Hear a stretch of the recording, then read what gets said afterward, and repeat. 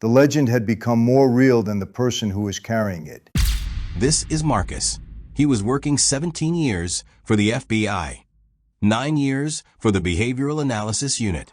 The risk of this methodology is significant, and the CIA is aware of it.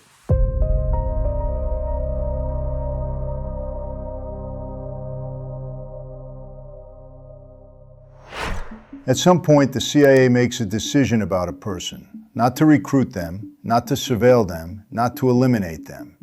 Something more permanent than any of those things. They decide to erase who that person is and replace them with someone else entirely. This is called a legend, not a cover story, not a disguise. A legend is a complete human life, constructed from scratch, designed to survive scrutiny at every level.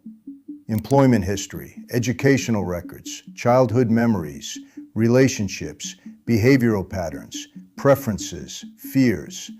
A legend is not a mask you put on. It is a second self you are trained to become.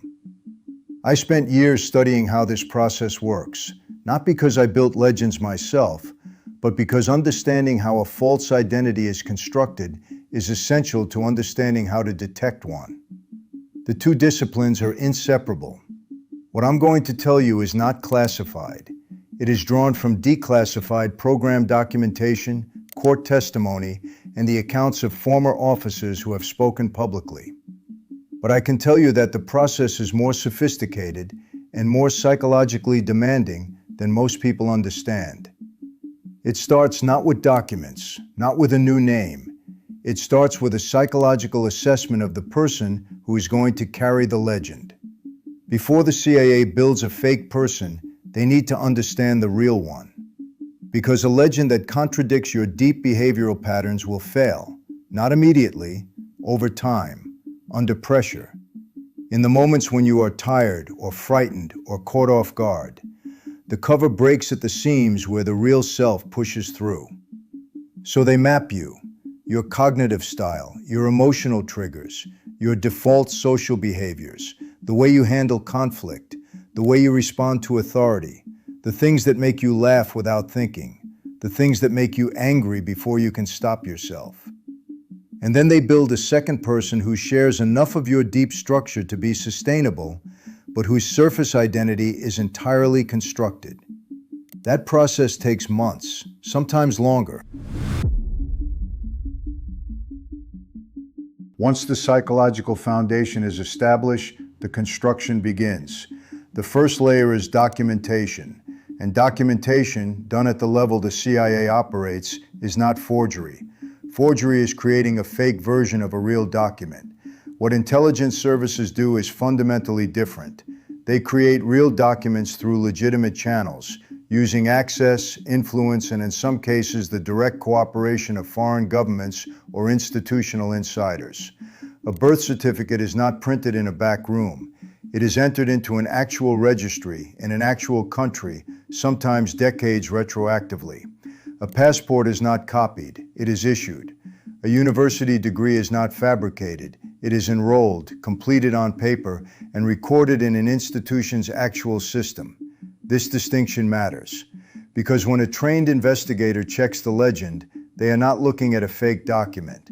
They are looking at a real document for a person who does not exist. The document checks out because it is real. The person does not exist because they were constructed. The depth of this documentation varies based on the operational requirement. A short-term cover for a single operation may only need surface-level documentation, enough to pass a basic identity check. A deep cover legend, designed to be maintained for years inside a foreign government or organization, requires what the agency refers to as full biographical legend construction. Full biographical legend construction means the person has a traceable life going back to childhood. School records in a real school, a neighborhood they actually grew up in because they are trained to describe it in accurate, lived detail. Medical history. Family members who exist can be contacted and will provide consistent answers. Former employers who remember them.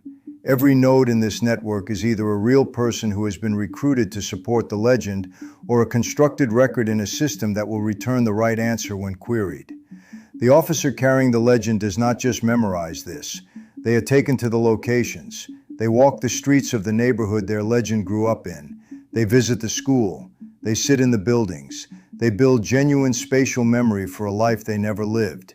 Because the detail that breaks a cover is almost never a document check. It is a casual question, a moment of genuine curiosity from someone who grew up in the same city. What was the name of that restaurant on 5th Street that closed down? Do you remember the winter that flooded the lower district? The answer has to come naturally, without hesitation, because hesitation is the tell. Documentation is infrastructure. It holds the legend up from the outside. What holds it up from the inside is behavioral reprogramming. And this is the part that most people do not understand and that I find most significant from a psychological standpoint. The officer is not playing a character. They are not an actor who goes home at the end of the day and takes off the costume. In deep cover operations, there is no going home. The legend is the only identity that exists for months, sometimes years, sometimes longer than that. To make this sustainable, the CIA uses a methodology that draws from both behavioral psychology and theatrical technique, specifically the system developed by Konstantin Stanislavski, which you may know as method acting. The officer is not taught to pretend to be someone else. They are taught to find the aspects of the constructed identity that are genuinely true for them and build outward from there. If the legend is a businessman who travels frequently, the officer learns to genuinely enjoy certain aspects of that life. They develop real preferences, restaurants, hotels, routines that belong to the legend, but that the officer actually experiences. The enjoyment is not performed, it is cultivated.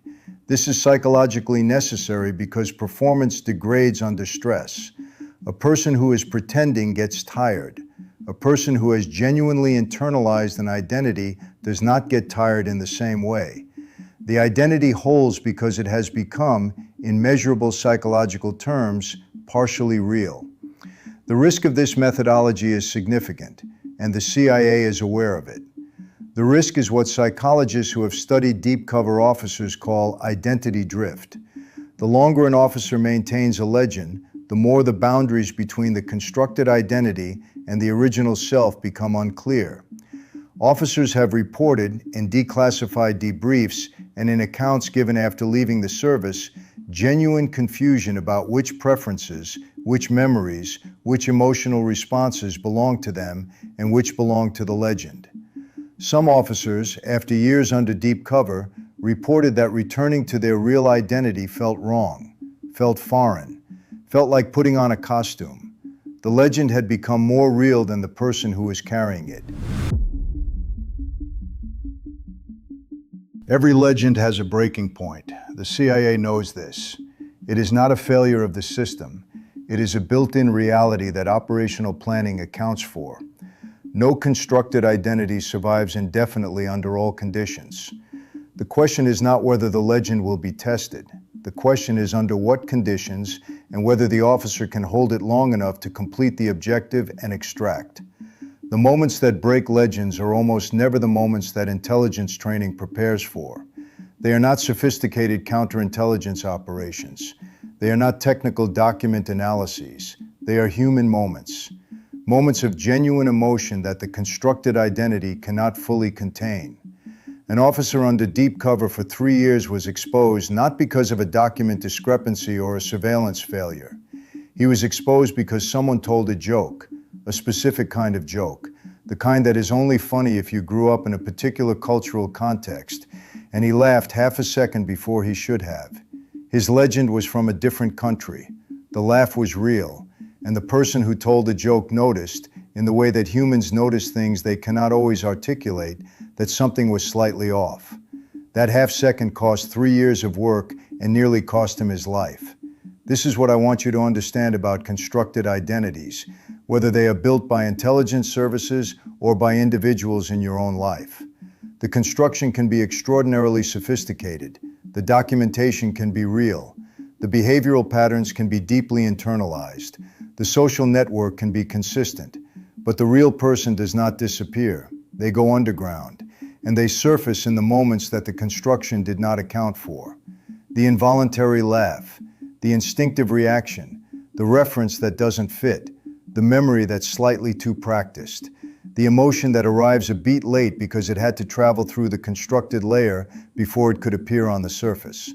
I spent 17 years learning to find those moments, because the CIA can build a person from scratch. They can construct a life, a history, a personality, a social network.